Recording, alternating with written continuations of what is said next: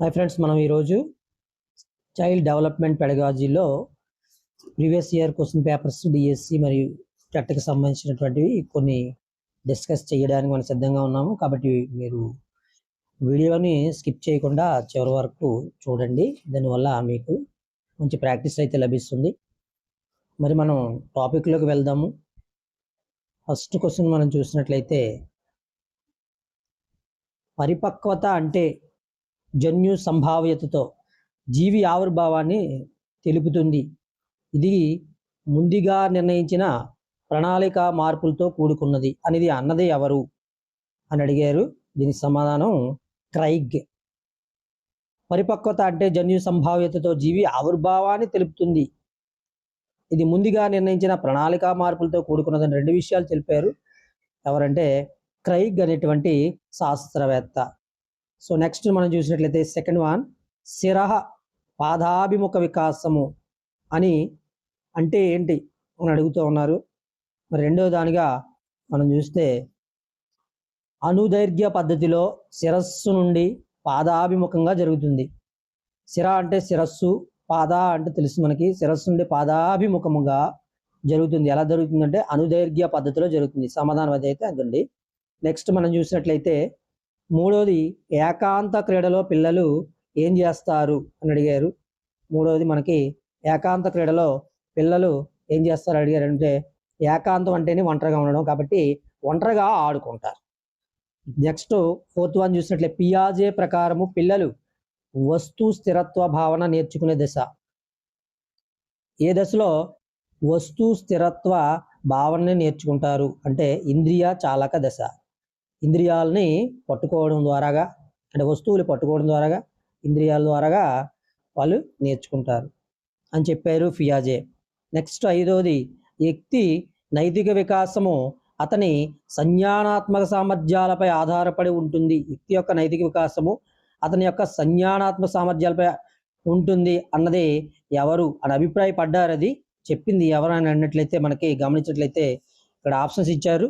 Chomsky and Tolman, పియాజే and Kohlberg.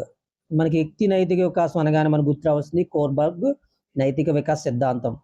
నైతిక వికాస సిద్ధాంతం కోల్బర్గ్. నెక్స్ట్ చూడండి, ఆరోది, కార్ల్ ఎరిక్సన్ ప్రకారము కౌమారంలో పిల్లలు ఎదుర్కొనే మనోసాంఘిక క్లిష్ట పరిస్థితి. పిల్లలు కౌమార దశలో ఎదుర్కొనేటువంటి మనోసాంఘిక క్లిష్టమైన పరిస్థితి ఏంటి, కౌమార దశలో ఎలాంటి సిచ్యువేషన్స్ వాళ్ళు ఎదుర్కొంటూ ఉంటారు అని చూసినట్లయితే మనకి పాత్ర గుర్తింపుని, పాత్ర సందిగ్ధతని, అంటే వాళ్ళని వాళ్ళు గుర్తించుకోలేదన్నట్టుగా, ఎదుటి వాళ్ళు కూడా గుర్తించాలన్నట్టుగా, వాళ్ళ యొక్క రోల్ ఏదనేది కన్ఫ్యూజ్లో ఉంటారు అని కౌమార దశలో. అదే మనోసాంఘిక క్లిష్టమైన పరిస్థితిగా మనం చెప్పచ్చు. మన సెవెంత్ వన్ చూసినట్లే, మంద నిదాన అభ్యాసకుల ప్రజ్ఞాలబ్ధి సుమారు ఎలా ఉంటుంది.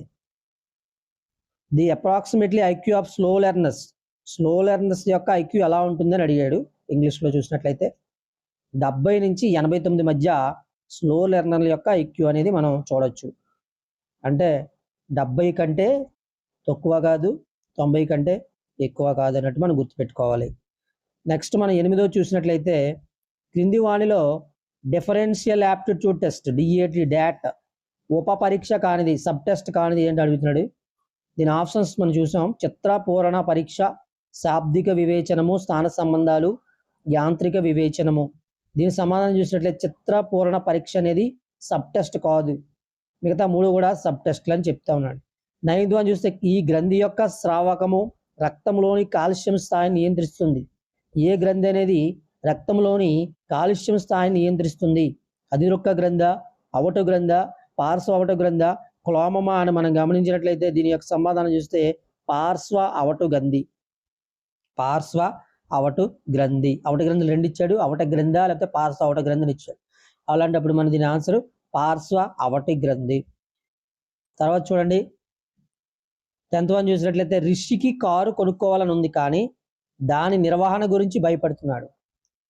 అయితే రిషిలో ఉన్న సంఘర్షణ ఏంటి, ఎలాంటి కాన్ఫ్లిక్ట్ని తను బేర్ చేస్తున్నాడు లేదా ఫేస్ చేస్తూ ఉన్నాడు? ఎలా అంటే ఉపగమ మరియు పరిహారము. 11 చూడండి. అభిషేక్ను తరగతి ఉపాధ్యాయుడు అకారణంగా దండించాడు. దాంతో అభిషేక్కు తన ఉపాధ్యాయునిపై కోపం వచ్చింది. కానీ అతడు తన కోపాన్ని ఇంటి వద్ద తమ్మునిపై చూపాడు. ఎప్పుడైతే టీచర్ కొట్టారో అభిషేక్ ఏం చేశాడంటే తన కోపం వచ్చింది. ఆ కోపాన్ని ఎవరి మీద చూపించాడంటే తమ్ముడిపై చూపించాడు. ఇలా ఏమవుతూ ఉంటుందంటే వాటిని మనం రక్షణ తంత్రాలు అంటారు. సో నెంబర్ ఆఫ్ మెకానిజమ్స్ ఉంటాయి. ఇందులో ఉన్నటువంటి మెకానిజం ఏంటి అనేది ఏమని అడిగాడు. సెల్ఫ్ మెకానిజం అంటాం మనం. దీన్ని సమాధానం చూసినట్లే విస్థాపనము అంటే ఒకరి మీద ఉన్నటువంటి కోపం మరొకరి మీద చూపడాన్ని, అత్త మీద కోపం దొత్త మీద చూపించడాన్ని ఎగ్జాంపుల్గా చెప్పొచ్చు. దీన్నే విస్థాపనము, దమనము, తదాత్మీకరణ, ప్రతిగమనం అని ఈ రకాలైనటువంటి యక్షతంత్రాలు. విస్థాపనం అని దీనిలోకి వచ్చేస్తుంది ఉంటుంది అనమాట. నెక్స్ట్ మనం 12 చూసినట్లయితే వైఖరిని మాపనం చేయుటకు ఈక్వల్ పీరింగ్ ఇంటర్వెల్ స్కేల్ రూపొందించిన వారు ఎవరంటే కాల్ అండ్ థర్స్టన్. ఇంటి పేరుతో సహా గుర్తించుకుంటే మీకు చాలా బాగా గుర్తుంటుంది మ్యాక్సిమం ఇచ్చినప్పుడు. నెక్స్ట్ 13 రాము రష్యన్ భాషను నేర్చుకున్నాడు. ఇప్పుడు అతను సైకిల్ తొక్కడం నేర్చుకోదలుచుకున్నాడు. ఇక్కడ అభ్యాసన బదలాయింపు ఎలా జరుగుతుంది? నేర్చుకున్నది భాష, రష్యన్ భాష. సైకిల్ అనేది తొక్కాలనుకుంటున్నాడు. అయితే అది అనుకూలమైన బదలాయింప, వ్యతిరేకమైన బదలాయింప అంటే ట్రాన్స్ఫార్మ్ అవ్వడం. ఎలా ట్రాన్స్ఫర్ అవుతుంది? శూన్యమా ద్విపార్శ్వం అని అడిగాడు. దీనికి మనం సమాధానం చెప్పినట్లయితే శూన్య బదలాయింపు. ఎందుకంటే దానికి సంబంధం అయితే లేదు. అక్కడ లాంగ్వేజ్ నేర్చుకున్నాడు, ఇక్కడ సైకిల్ దొక్కుతున్నాడు. దానికి అడాప్టేషన్ అనేది ఏది లేదు కాబట్టి శూన్య బదలాయింపు. అనుకూలము కాదు, వ్యతిరేకము కాదు, అదేవిధంగా ద్విపార్శ్వము కూడా కాదు. ఇదేంటంటే శూన్య బదలాయింపు. 14 చూసినట్లయితే కొండ గుర్తులను ఉపయోగించడం వల్ల పెంపొందేది. అంటే గుర్తించుకోవడానికి కొండ గుర్తులు వాడుతూ ఉంటారు. ఆ కొండ గుర్తులు ఉపయోగించడం వల్ల ఏమి డెవలప్ అవుతుంది, ఏటి ఇంక్రీజ్ అవుతుంది, ఏటి ఎన్హాన్స్ అవుతుందని చూస్తే స్మృతి, విస్మృతి, జోక్య ప్రభావము, డెజావు. దీనికి సమాధానము స్మృతి. అంటే మెమరీ అనేది ఇంక్రీజ్ అవుతుంది కొండ గుర్తుల వల్ల. అంటే అన్నిటికీ కొండ గుర్తులు వాడకూడదు, కొన్నిటికి మాత్రం కొండ గుర్తులు యాజ్ ఫర్ యువర్ పాసిబిలిటీని బట్టి మీరు మెమరీ పవర్ని బట్టి చూసుకోవాలి. నెక్స్ట్ 15 స్వాతి 30 పదాలు గల అర్ధరహిత పదాల జాబితాను 30 ప్రయత్నాల్లో నేర్చుకోగలిగింది. కొన్ని రోజుల తర్వాత ఆమెను మరలా అదే జాబితాను నేర్చుకోమనగా ఈసారి ఆమె 12 ప్రయత్నాల్లో తిరిగి నేర్చుకోగలిగింది. ఆమె పొదుపు గణన ఎంత? అంటే 30 పదాలని 30 ప్రయత్నాలతో నేర్చుకుంది. అలా నేర్చుకోక 12 ప్రయత్నాల్లో నేర్చుకోగలిగింది. అప్పుడు దాని పొదుపు గణన ఏంటి అని అడుగుతూ ఉన్నారు.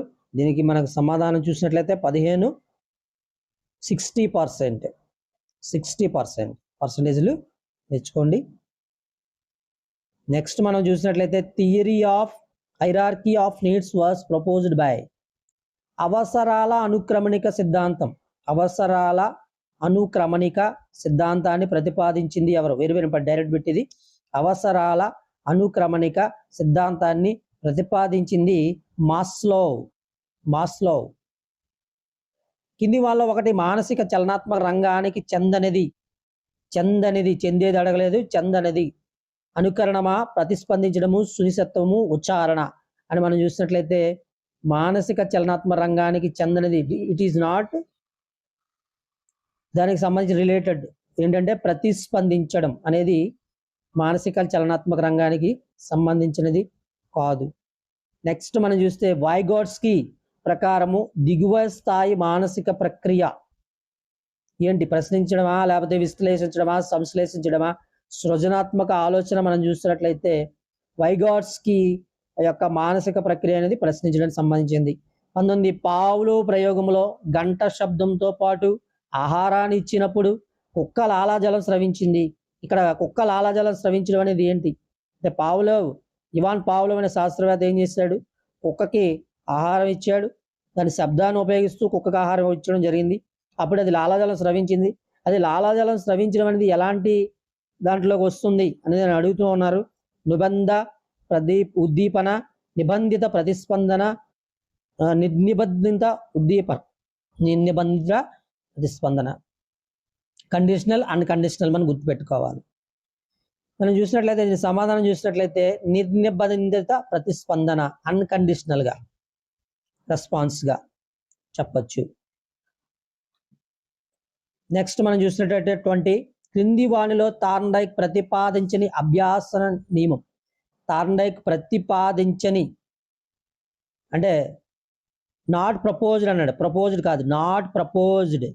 ఏంటి సంసిద్ధత, లేకపోతే అభ్యాసమా, పునర్బలనమా, ఫలితమా అని చూస్తే మన సమాధానం చూసినట్లయితే థార్న్ డైక్ పునర్బలన నియమాన్ని అభ్యసన నియమంలోకి ఎంటర్ చేయలేదు. నెక్స్ట్ చూసినట్లయితే కింది వారిలో గెస్టాల్ట్ వాది కానివారు. ఈ వాజ్ నాట్ ఎ గెస్టాలిస్ట్. ఎవరు? Kohler, Koffka, Erikson, Wertheimer. Very very important and simple గుర్తుంచుకోవచ్చు మనం. కోప్కా, కోహ్లర్, వర్దిమర్, అంతే. ఈ ముగ్గురిని కూడా డైరెక్ట్గా మనం మైండ్లో పంపించాలి. ఎరిక్సన్ అంటే ఎరిక్సన్ వేర్ అనమాట. ఇందాక చూస్తాం మనం ఎరిక్సన్ సంబంధించింది బిట్టు. నెక్స్ట్ మనం చూస్తే 22 చూడండి. 22 చూసినట్లయితే మిల్లర్ మరియు డొలార్డ్ అండ్ మిల్లర్ అనేటువంటి అమెరికన్ సైకాలజిస్టులు ఈ సిద్ధాంతంతో సంబంధం కలదు. కింది సిద్ధాంతాలు: యత్న దోషమా, సాంఘిక అభ్యసన సిద్ధాంతము, శాస్త్రీయ నిబంధన సిద్ధాంతము, కార్యసాధక నిబంధన సిద్ధాంతం. దీనికి సంబంధించి ఏంటంటే సాంఘిక అభ్యసన సిద్ధాంతానికి సంబంధించింది. మిల్లర్ అండ్ డొలార్డ్ అనే అమెరికన్ సైంటిస్టులు దేనికి సంబంధించిన వాళ్ళంటే సాంఘిక అభ్యసన సిద్ధాంతానికి సంబంధించిన వారు. యత్నదోష సిద్ధాంతం థార్న్ డైక్, అది మనకు తెలిసిందే.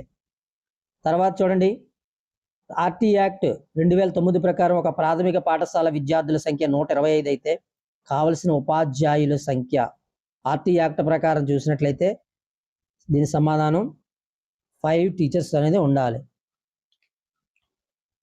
Non directive counselling was introduced by, అంటే అనిర్దేశక కౌన్సిలింగ్ని ప్రవేశపెట్టిన వారు ఎవరు?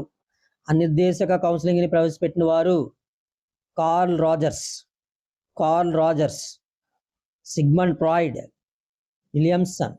ఇలా ఇంటి పేర్లు పూర్తిగా పెట్టుకొని ఇనిషియల్గా మనం గుర్తుపెట్టుకుంటే బాగుంటుంది. నెక్స్ట్ 25, రాజు ఒక స్కూలు ప్రధానోపాధ్యాయుడు.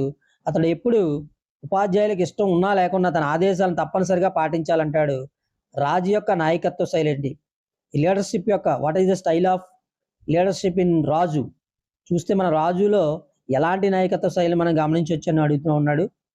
నిర్దేశక నాయకత్వం, డైరెక్టివ్ లీడర్షిప్. డైరెక్ట్గా అతను చెప్పిందే చెయ్యాలన్నదే, దట్ ఈస్ డైరెక్టివ్ లీడర్షిప్. లీడర్షిప్లో రకాలన్నమాట ఇది. Participatory leadership, directive leadership, permissive leadership, and laissez faire leadership. జోక్యరహితం, అంటే జోక్యం అందులో ఇంటర్ఫైర్ అవుతారు. కొన్ని ఇంటర్ఫైర్ అవ్వకుండా డైరెక్ట్గా ఇన్స్ట్రక్షన్ ఇస్తారు. కొన్ని ఏం చేస్తారు, అలౌ చేస్తారు. ఈ రకమైనటువంటి లీడర్షిప్లో ఉంటాయన్నమాట మనం. నెక్స్ట్ మనం చూస్తే 26 చూసినట్లయితే 1995 PWD చట్టం ప్రకారం ఒక వ్యక్తిని శ్రవణ వైకల్యం గలవానిగా ధృవీకరించాలంటే అతనికి బాగా వినపడుతున్న చెవి వినికిడి లోపము కింది డెసిబెల్స్గా కానీ అంతకన్నా ఎక్కువ కానీ ఉండాలి అని చెప్తా ఉన్నారు. దీని సమాధానం చూసినట్లయితే 60 డెసిబల్స్. దీనికి సంబంధించిన PWD యాక్ట్లో ఉన్నటువంటి ఏదైతే ఉన్నాయో అన్నీ కూడా చాలా ఇంపార్టెంట్, కన్ఫ్యూజ్గా ఉంటాయి. కంపల్సరీగా మాత్రం నేర్చుకోవాలి. దీంట్లో కంపల్సరీగా ఒక బిట్ అనేది కన్ఫామ్గా వస్తుంది. The method explained by kill Patrick వివరించిన పద్ధతి ఏంటి? కిల్ ప్యాట్రిక్ ఏ మెథడ్ని వివరిస్తున్నాడు, ఎక్స్ప్లెయిన్ చేస్తున్నాడు మనం చూడండి. చూసినట్లయితే మనం కిల్ ప్యాట్రిక్ అన్వేషణ పద్ధతి, heuristic method. The heuristic method is introduced or explained by Kilpatrick. 28 చూడండి. Student entered method among the following is, కింది వాణిలో విద్యార్థి కేంద్రిత పద్ధతి ఏంటి? మనం చూసినట్లయితే విద్యార్థి కేంద్రిత పద్ధతి అన్వేషణ పద్ధతి. ఉపన్యాసం అనేది విద్యార్థి ఇవ్వడు కదా, చారిత్రకమైన విద్యార్థి సంబంధించింది కాదు కదా. ఉపన్యాసాన్ని డెమోగా చేసేది విద్యార్థి కాదు కదా. అన్వేషణ, ఎక్స్ప్లోర్ అంటే ఎతుకుతూ ఉంటాడు ఆ యొక్క సమాధానాన్ని. That is related to the student. It is heuristic method. The heuristic method is explained by kill Patrick. 29 చూడండి. యాజ్ పర్ NCF 2005 ప్రకారం గణితీకరణ అంటే ఏంటి? మ్యాథమెటైజేషన్ అనగా మీనింగ్ ఏంటి అని అడుగుతున్నారు. దీనికి సమాధానం చూస్తే తార్కికంగా ఆలోచించడం. గణితీకరణం అంటే ఎక్కువ ఇంటి పని ఇవ్వడం కాదు, గణితాన్ని బోధించేసేయడం కాదు, ఎక్కువ ఎగ్జామ్స్ పెట్టడం కాదు. గణితీకరణం అంటే ఎన్సిఎఫ్ 2005 ప్రకారంగా it is think in a logical thinking. It is meant by logical thinking. Logical థింకింగ్నే మ్యాథమెటైజేషన్ అని పిలుస్తారు. నెక్స్ట్ మనం లాస్ట్ 30 బిట్ చూసినట్లయితే ఆడియో విజువల్ ఎయిడ్ అంటే దృశ్య శ్రవణ ఉపకరణము ఏది అని అడుగుతున్నారు. దృశ్యము కావాలి, శ్రవణం కావాలి. రెండేంటి? కంప్యూటర్, స్లైడ్లు, నమూనాలు, బులెటిన్ బోర్డ్స్ అని ఇచ్చాడు. దీనికి సమాధానం చూస్తే కంప్యూటర్, ఎందుకంటే కంప్యూటర్ చూస్తాము, అది కంప్యూటర్లో వచ్చినటువంటి ఆడియోను మనం వింటాం. స్లైడ్స్ అనేది డైరెక్ట్గా విజువల్, నమూనాలు విజువల్, అండ్ బులెటిన్ బోర్డ్ కూడా విజువల్. కాబట్టి విజువల్ అండ్ ఆడియో రెండింటికి సంబంధించినటువంటి ఆన్సర్ ఏదైతే కంప్యూటర్. ఇలాంటివి కూడా చాలా చక్కగా ఉంటాయి, సింపుల్ బిట్స్ ఉంటాయి. కాకపోతే మనం ఎగ్జామ్ టైంలో బాగా ఫైండ్ అవుట్ చేయాల్సి ఉంటుంది. ఫ్రెండ్స్, మన వీడియో చేస్తే లైక్ చేయండి, షేర్ చేయండి, సబ్స్క్రైబ్ చేయడం మర్చిపోవద్దు. మీ friends and family members share చేయమని మరి హృదయపూర్వకంగా విజ్ఞప్తిస్తున్నాం. అదేవిధంగా ప్లీజ్ సపోర్ట్ అవర్ ఛానల్. మన ఛానల్కి చాలా సపోర్ట్ అయితే అవసరం. మీ సపోర్ట్ కోసం చూస్తూ ఉన్నాం. ఇంతవరకు మన ఛానల్ని 360 మంది వరకు సబ్స్క్రైబ్ చేస్తూ ఉన్నారు. వారందరికీ కూడా హృదయపూర్వకమైన ధన్యవాదాలు తెలియజేస్తున్నాం. మరొక మంచి వీడియోతో, అందులోనూ కూడా మంచి కంటెంట్ తోటి మీకు డిఎస్సి టెట్కి సంబంధించిన అన్ని పోటీ పరీక్షలకు సంబంధించినటువంటి ఉపయోగకరమైన కంటెంట్ అందిస్తామని కూడా తెలియజేస్తూ ఉన్నాం. Keep watching our channel for more updates. Thank you very much.